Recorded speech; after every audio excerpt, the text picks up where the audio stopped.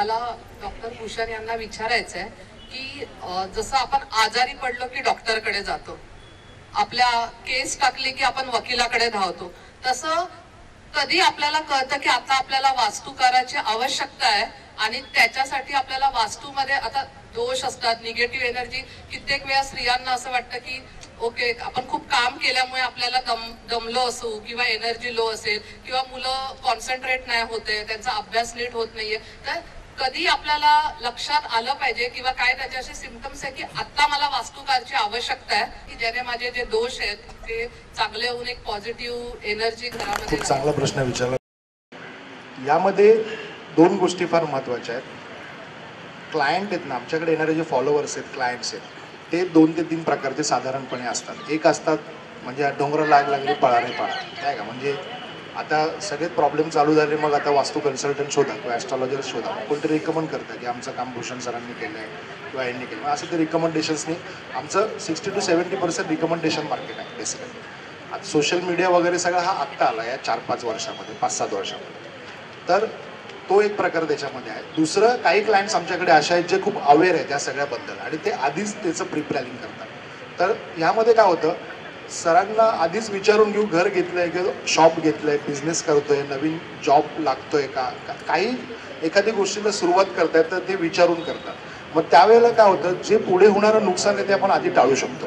म्हणजे एखाद्या वेळेला आपण कुठला नकारात्मक गाळा घेत असू आणि तिथे जर आम्ही आधी सांगितलं येऊन की तो गाळा तुम्ही घेऊ नका, तो काय तुम्हाला लाभणार नाही, तर फार फार तर माझी कन्सल्टिंग चार्जेस तुम्हाला द्यावी लागेल. पण तो तिथे केल्यानंतर गाळा डिपॉझिट भरणे, भाडं भरणे, इन्फ्रास्ट्रक्चर सेट करणे, बिझनेस करणं म्हणजे एवढं आता इझी नाही राहिले. खर्च भरपूर असतो, अफाट खर्च असतो.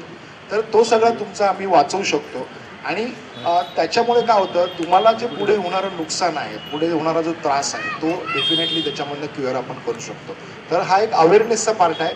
काही लोकांना याचा अवेअरनेस खूप आधी असतात, तर ते काही लोक आधी येतात आणि काही लोकांना जेव्हा प्रॉब्लेम क्रिएट होतात त्यावेळेला काही लोक येतात. तर अशा 2 पद्धतींची लोक आपल्याकडे आहेत आणि अशा पद्धतीने आपण याच्यामध्ये रिझल्टही लोकांना व्यवस्थित देत आहोत. पण मी नॉर्मली काय होतं, कोणी जर आपल्याकडे आलं तर इतर ठिकाणी काय होतं, तुम्ही पैसे भरा आणि कन्सल्टन्सी घ्या.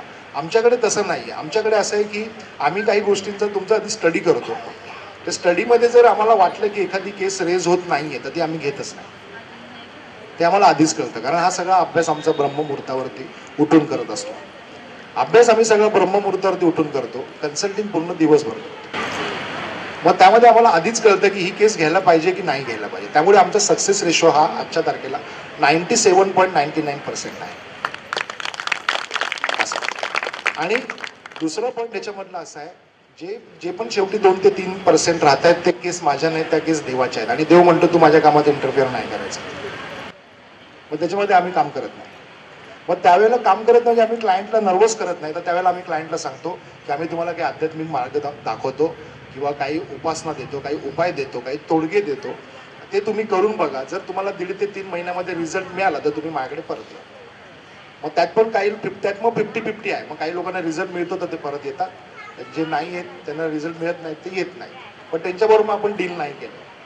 म्हणजे आपण कुठल्याही प्रकारचे पैसे घेतले आणि रिझल्ट दिला नाही असं होतच नाही. कारण आम्हाला ते आधीच कळतं. एखादी केस जेव्हा आम्हाला घ्यायची आहे तर आम्हाला आधीच कळतं ह्या केसवरती आम्ही काम करतोय तर आम्हाला त्याचा रिझल्ट मिळणार आहे की नाही मिळणार.